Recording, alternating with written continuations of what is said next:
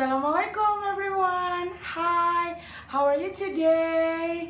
Okay, today we will talk about finding the absolute extrema. But before that, if you like my YouTube channel, please subscribe, like, and comment. But so let's further do so finding the absolute extrema. You already know what the extrema. Extrema is either minimum or minimum. So in here we are seeing this three graph, the different three graph. The first graph, they have a minimum value is -1 and then maximum value has 1. And then the second graph is they have minimum value 0, but they doesn't have maximum value. In the last graph is they doesn't have maximum or minimum. From here we already curious about how about they have both absolute maximum and absolute minimum. So we will talk about how to find the absolute maximum and absolute minimum together. So please the theorem. If a function f continues on a closed interval ab, then f has both an absolute maximum and an absolute minimum on ab. So there is a fourth step that we will talk after this to find the interval method. In closed interval method, they have divided by 4. The first, you need to find the critical point of the f on the interval AB. So what is critical point? Critical point is the first derivative is equal 0. After that, you need to evaluate the fx at each critical point. So that's the meaning. When you get x from the first, and then you need to substitute from to the function. After that, you need to evaluate A from what? A is from the interval and B from the interval, from the closed interval. After that, after you substitute each other, you will to find the largest value will be absolute maximum, and then you will be find the smallest value, it's absolute minimum. Where you get this? You will get this score from the second step and the third step. I think you will understand. So after this, I will explain about the equation.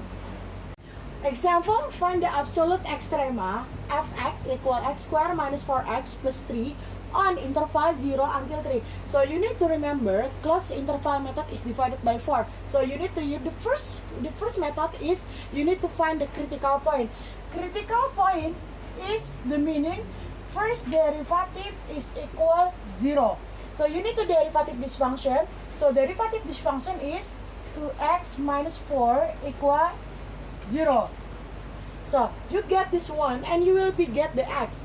2x equal 4, x equal 2. This one is the critical point.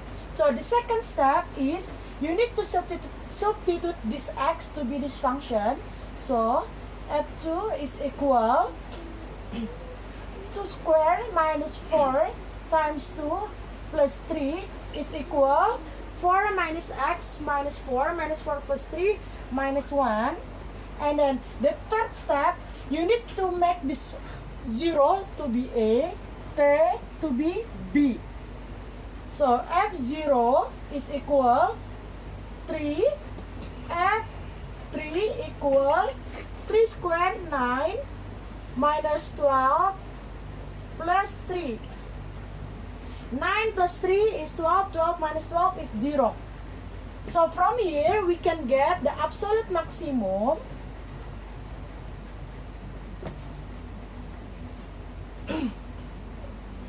f max from the interval 0 until 3. From here, we can see this one minus 1, this one is 3, this one is 0. What's the maximum score? Yes, correct. The maximum score is 3. What the f minimum? F minimum from 0 until 3 is 3, 0 or minus 1. Yes, this one minus 1.